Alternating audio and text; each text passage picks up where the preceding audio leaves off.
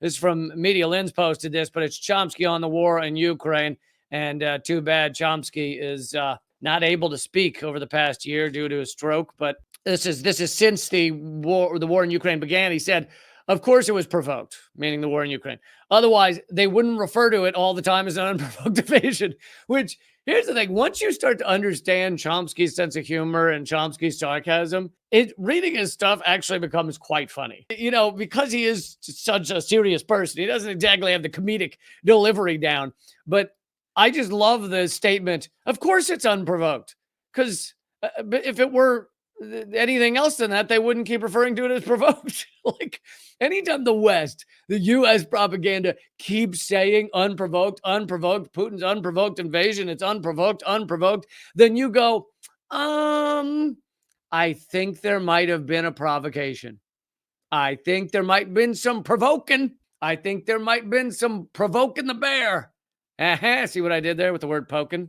We've been provoking the bear. So, and he's absolutely right. The reason you set up propaganda like that, where you go unprovoked, is if you are fighting the reality, which is absolutely provoked. By now, censorship in the United States has reached such a level beyond anything in my lifetime. That's pretty incredible considering Chomsky's 95 years old. This is worse propaganda than he's seen in his lifetime. He says such a level that you are not permitted to read the Russian position.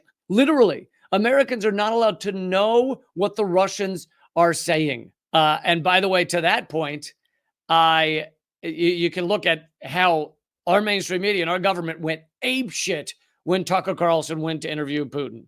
And here's the thing. There's a bunch about Tucker Carlson I despise, but in that regard, he's absolutely right. We should all be talking to Putin. We should find out what these people, what world leaders everywhere want. We should hear regularly from them. We should learn what it is they want and how it is they're behaving. But the U.S. government can't let you know that, because that will change your worldview. You will stop thinking that only other countries do the bad things, and the U.S. is just always here going, oh, no, it happened to us again. Gee willikers. That was also one of my favorite things about the West Wing, the TV show. I don't like to admit it, but back before I woke up, I enjoyed the West Wing. I would watch the West Wing. And one of my favorite ways that they basically created propaganda in the West Wing was that the TV show is that everything just happened to the United States. The United States, even when the United States made a mistake, you know, sometimes the U.S. would kill a child or something, and they had to figure out how to deal with it, a child. And they had to figure out how to do. Even when the U.S. would make mistakes, it was because of something that happened to the U.S. We got attacked. The terrorists did this. So-and-so did that. Russia did this. China did this. It was never the U.S. acting on anyone first. The U.S. might respond, but it was the U.S. always just getting attacked in one way or another, and we had to figure out how to deal with it. And that's what the propaganda tells us, right? The U.S. never is the provoker. We're never provoking the bear. We're always just standing here going, oh, no, Russia invaded Ukraine. What do we do? He goes, Americans are not allowed to know what the Russians are saying, except selected things. So if Putin makes a speech to Russians with all kinds of outlandish claims about Peter the Great and so on, then you see it on the front pages, the stuff that can be called outlandish. If the Russians make an offer for a negotiation, meaning with Ukraine, you can't find it. Never mentioned. Same with Israel and ceasefires right now, right? We hear, oh, it's Hamas holding up the ceasefire.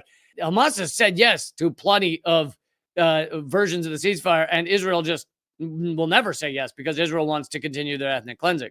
If Russians make an offer for negotiation, you can't find it. That's suppressed. You're not allowed to know what they are saying. I have never seen a level of censorship like this. Again, he's 95 years old, and he's been studying this shit for 95 years. And he's saying this is the most censorship he's ever seen.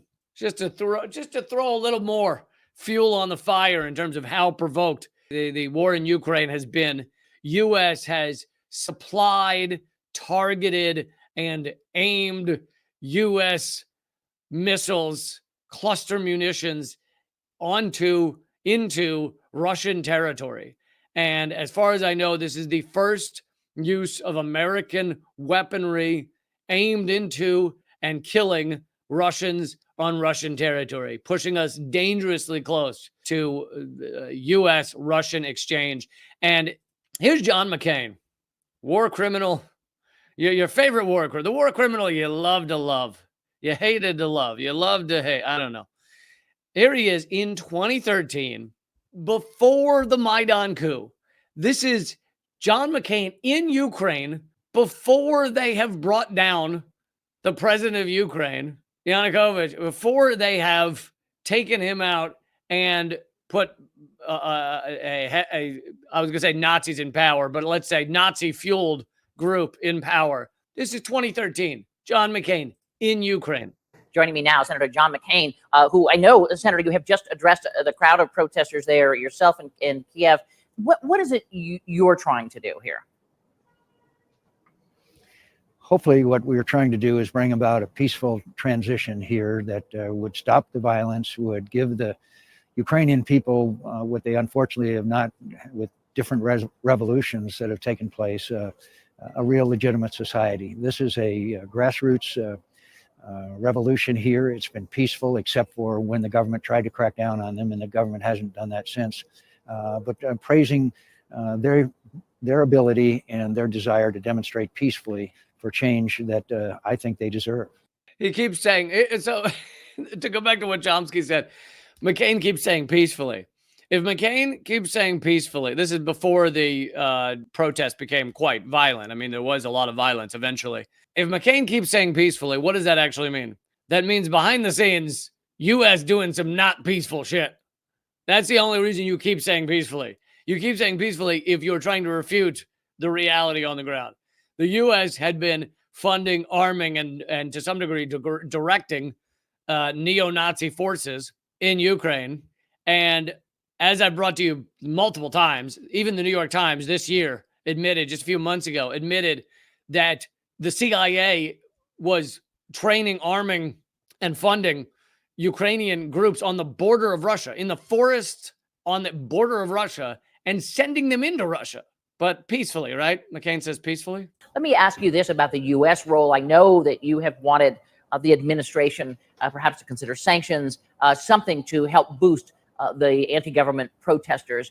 Question to you is, while we're trying to work on so many things with the Russians, for instance, with Iran and in Syria, is this really a good time for the U.S. to be taking on Russia?